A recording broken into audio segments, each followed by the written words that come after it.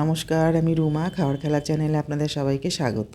আজ আমি রান্না করব চিংড়ি ভুনা। তার জন্য চিংড়ি মাছ ভেজে নিয়েছি, আর চিংড়ি ভাজার তেলে বেশ অনেকটা পরিমাণে পেঁয়াজ কুচি ভেজে নিয়েছি।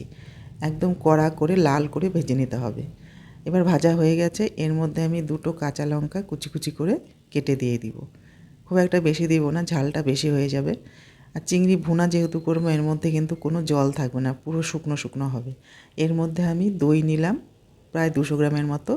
এর মধ্যে আমি ঘরে বানানো একটা ভাজা মশলা দিয়ে দিলাম।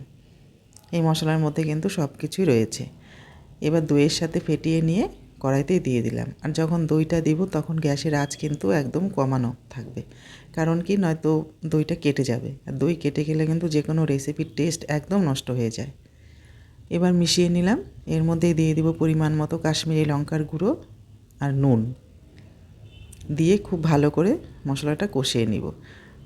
যখন কষানো হয়ে যাবে তখন আমি এর মধ্যে দিয়ে দিব চিংড়ি মাছ।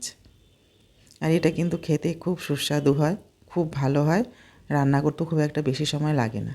দিয়ে দিলাম চিংড়ি মাছটা। এবার মশলার সাথে এটাকেও খুব ভালো করে কষিয়ে নিব। একদম শুকনো শুকনো হবে, তেল ছেড়ে ছেড়ে যাবে যখন, তখন আমার রান্নাটা কিন্তু হয়ে যাবে। এবার তেল ছেড়ে গিয়েছে, আমার রান্নাটা প্রায় শেষের দিকে।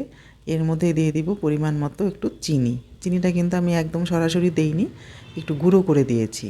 এক একটা রান্নার প্রসেস কিন্তু এক এক রকমের থাকে।